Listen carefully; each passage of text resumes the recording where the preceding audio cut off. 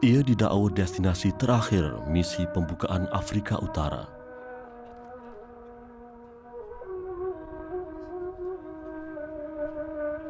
Buminya kaya dengan anugerah Allah dan keajaiban alam.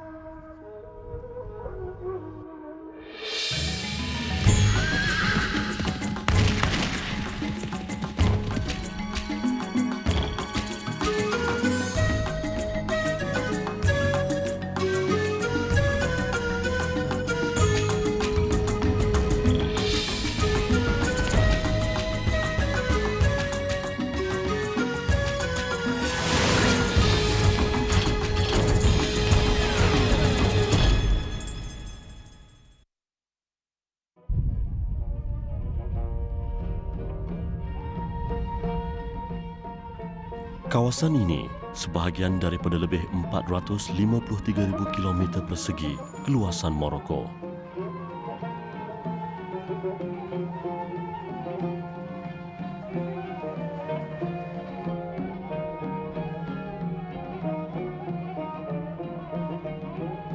Di belakangnya, Banjaran Atlas, di hadapannya Lautan Atlantik.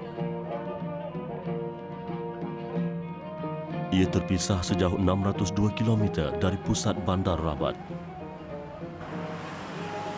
Agadir, bandar kosmopolitan di sebelah barat Morocco, menampilkan suasana bandar di Eropah.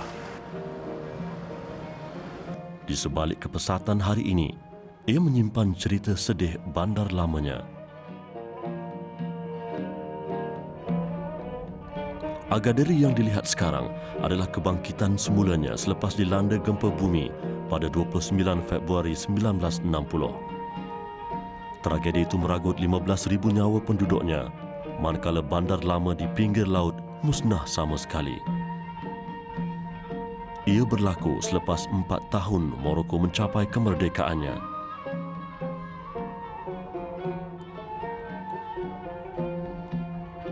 Puncak di timur laut Agadir menjadi tumpuan warga tempatan menikmati panorama bandarnya sambil menghirup udara segar.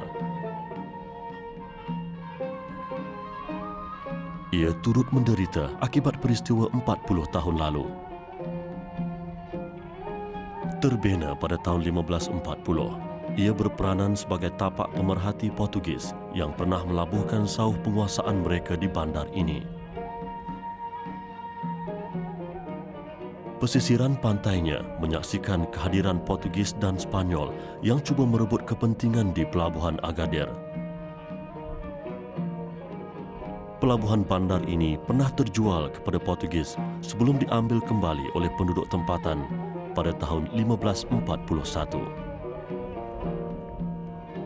Pada 1911, sebelum Morocco berada di bawah naungan Perancis, pelabuhan Agadir menerima kunjungan kapal perang Panther milik Jerman. Ia sebahagian daripada kempen ketenteraan mereka. Tindakan Jerman itu menimbulkan kemarahan Perancis dan British yang mempunyai kepentingan di sini. Konflik antara Morocco, Perancis dan Jerman menyumbang kepada ketegangan sebelum tercetusnya Perang Dunia Pertama.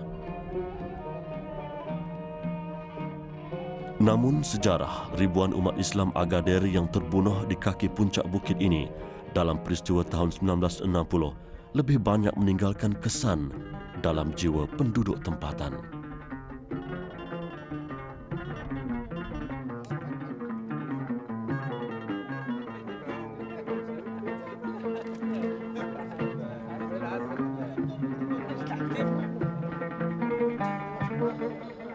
Beginilah keadaan di pengkalan nelayan Agadir pada waktu pagi.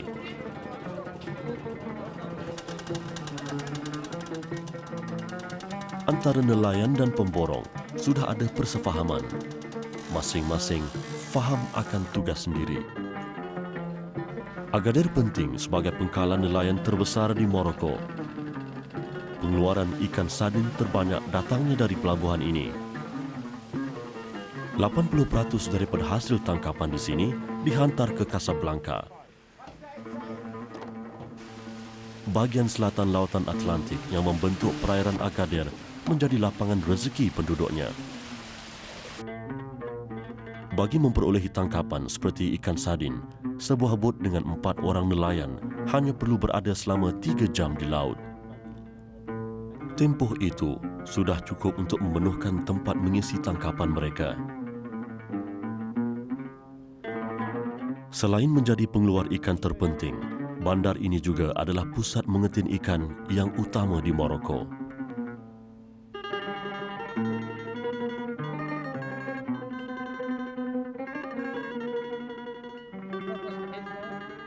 Agadir cuba mengejar masa bagi mengganti pencapaiannya sebelum dilanda gempa bumi. Pelabuhan Agadir tidak terbatas sebagai pengkalan menaikkan hasil dari laut, malah ia juga dilengkapi pasar borong yang mengagihkan ikan untuk pasaran tempatan dan luar negara. Di sini juga terdapat pusat baik pulih kapal yang diusahakan oleh penduduk tempatan. Boleh dikatakan hampir 65% daripada lebih 500,000 penghuni Agadir bergantung pada industri yang berkaitan dengan lautan Atlantik. Pusat baik pulih ini turut melayan pelanggan dari luar Morocco. Agadir tidak hanya menarik pelancong asing menerusi keindahan pantainya, malah industri seperti ini turut menyumbang pengaliran masuk wang asing ke Agadir.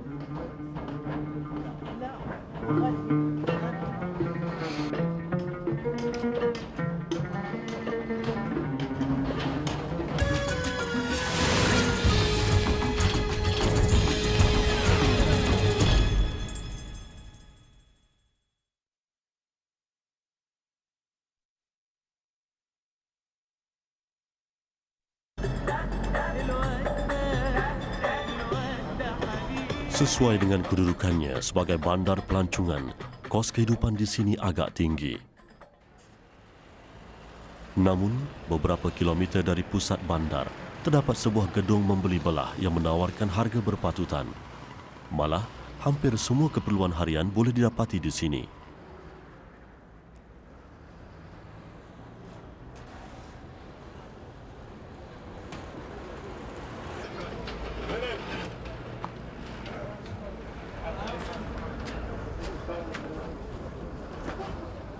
Di sebalik tembok batunya, Suq Ul Ahad atau Pasar Ahad mempamer keajaiban Agadir.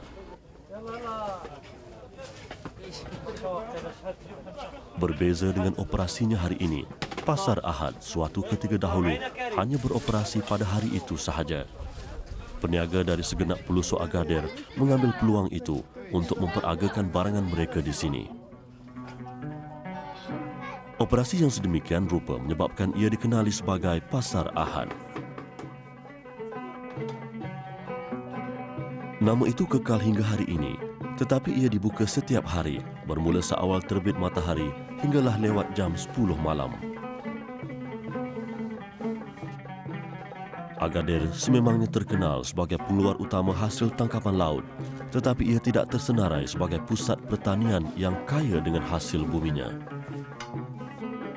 Namun hasil pertanian yang dijual di Pasar Ahad seolah-olah menafikan hakikat itu.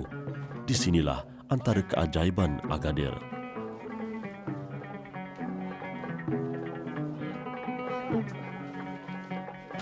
Kuantiti bahan-bahan segar itu pula tidak menggambarkan ia dibawa dari luar.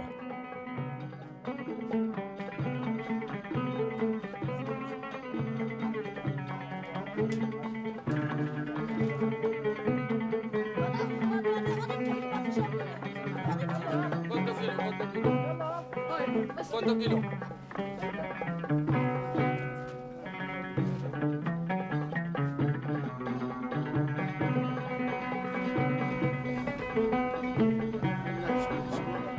Di sudut lain, pelbagai jenis buah zaitun yang telah dijeruk mewarnai sebahagian Pasar Ahad.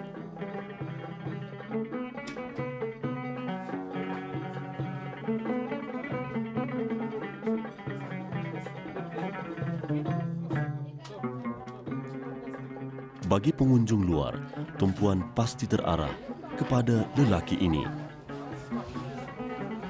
Dia sebahagian daripada pengunjung setia Pasar Ahad.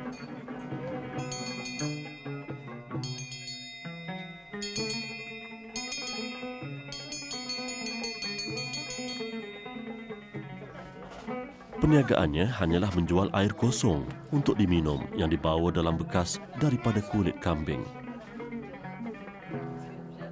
Dia mengenakan pakaian unik ini semata-mata untuk menarik perhatian pelanggannya.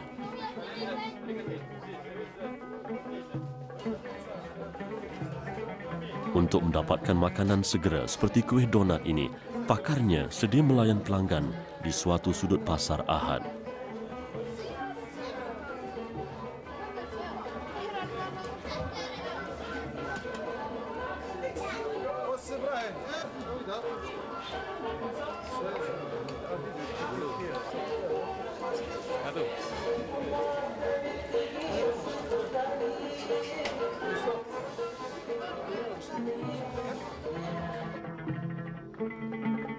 Kesesakan laluan antara deretan kedai-kedai di pasar seluas 1 hektar ini menggambarkan ia adalah nadi kehidupan penduduk Agadir. Di sebelah selatan Pasar Ahad, barangan cenderamata, ramuan tradisional untuk kecantikan, rempah ratus dan bahan-bahan untuk kesihatan serta peralatan harian boleh diperolehi.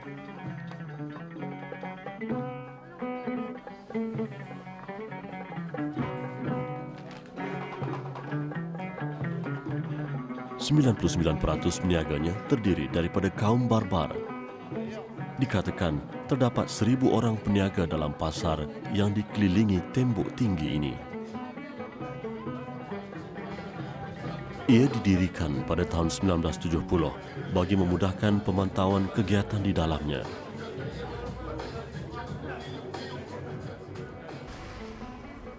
Peniaga buah pek kaktus pula beroperasi di luar tembok Pasar Ahad. Buah ini dinikmati sebaik saja kulitnya dibuang oleh si peniaga. Ia dikatakan baik untuk sistem penghadaman. Pasar Ahad tercatat sebagai pasar paling panjang di Morocco. Keunikannya serta keindahan pantai Agadir menambah keistimewaan bandar ini.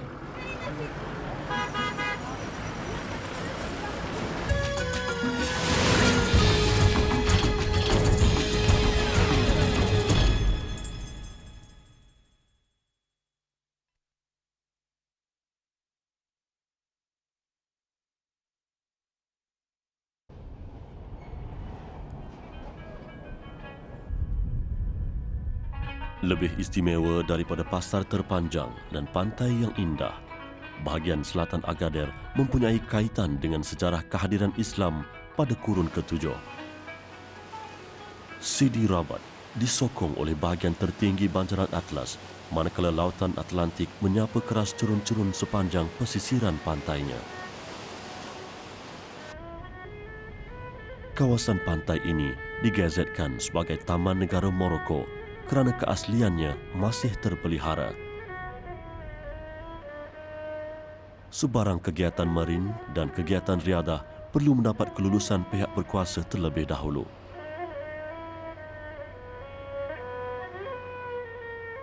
Bahagian selatan lautan Atlantik dikongsi bersama oleh pantai timur benua Amerika dan pesisiran pantai barat Eropah serta Afrika. Ia didakwa menjadi perhentian terakhir misi dakwah pembukaan Afrika Utara lebih 1,400 tahun yang lalu. Usaha penerokaan pejuang Islam dari tanah Arab terbatas di pinggir lautan Atlantik apabila tidak kelihatan daratan selepasnya.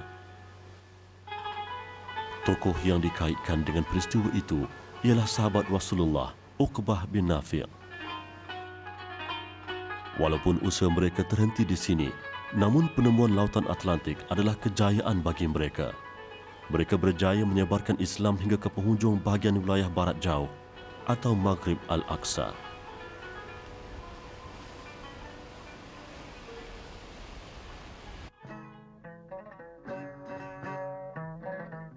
Di samping peristiwa bersejarah itu, bahagian barat Morocco menyajikan tabiat pelik kambing-kambing di tanah tingginya.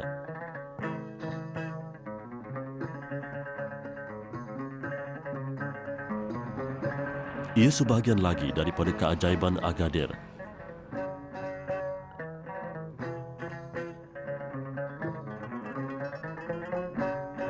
Daun serta buah pokok argan, sejenis pohon berduri yang hanya kedapatan di bahagian tinggi Atlas, menjadi kegemaran kambing-kambing di sini.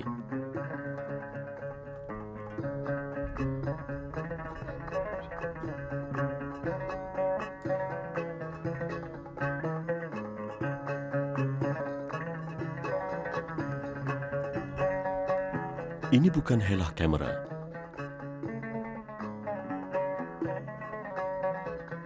Ia adalah tabiat semula jadi kambing-kambing tanah tinggi Atlas.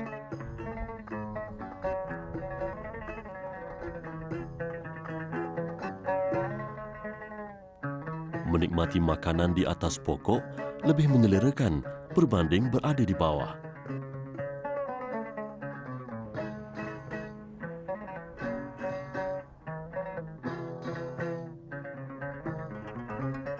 Fizikal spesies kambing ini sama seperti kambing-kambing lain.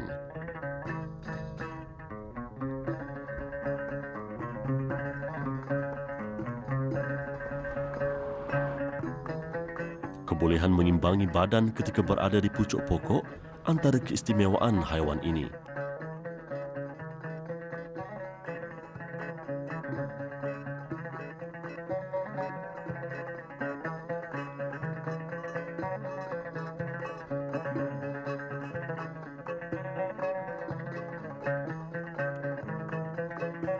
Kekurangan sumber makanan di atas tanah memaksa haiwan di bahagian tertinggi bandaran Atlas ini memanjat pokok.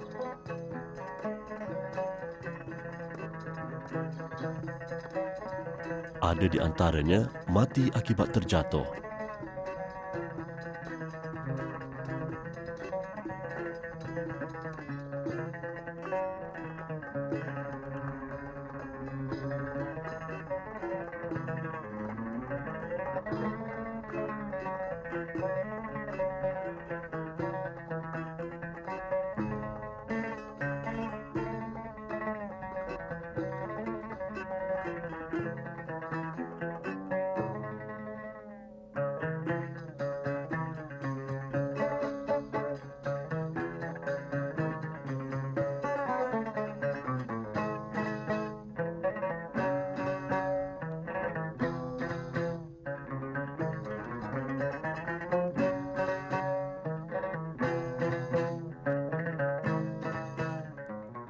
Kambing-kambing ini harus menguasai kemahiran untuk memperolehi sesuatu yang terbaik.